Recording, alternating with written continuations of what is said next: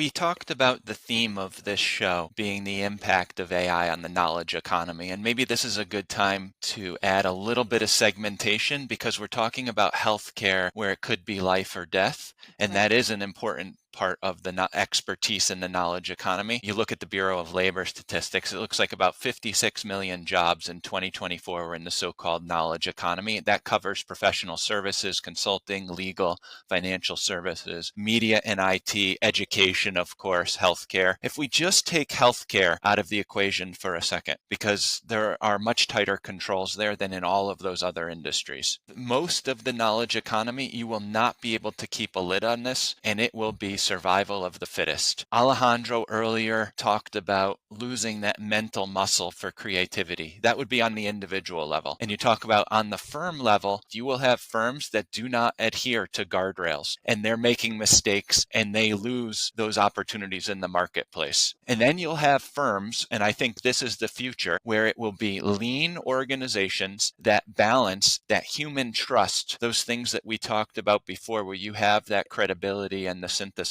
and the judgment and the frame. They balance that human trust with the scale that these models provide, the scale to perform research in orders of magnitude quicker and less error prone, to do routine analyses, to do reporting and editing and administration when you think about the majority of the knowledge economy. What fascinates me is your idea of survival of the fittest, because I actually think it depends on how we run the game.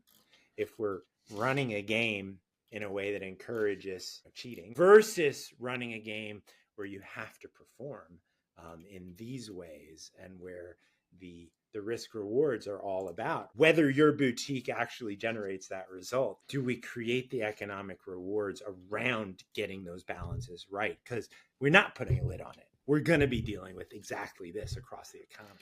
And so with if you look at that segmentation approach across and you look at these professional services organizations, lawyers, consultants, bankers, et cetera, the IT folks, the media folks, and you separate health, within each of those, there are opportunities for these AI agents that we talked about where you can use that human expertise to create those very narrow workflows. But you'll still need that leader that can connect the workflows into that insight that you talked about at the top end. And my concern is how do those leaders develop their knowledge? There's a current generation, there's future generations. If we're talking about you learn by doing and by failing, isn't there a point where you could have leaders that don't have the expertise themselves? This brings up two whole discussions. One is how the competencies and the expertise we're talking about relate to the ways we educate.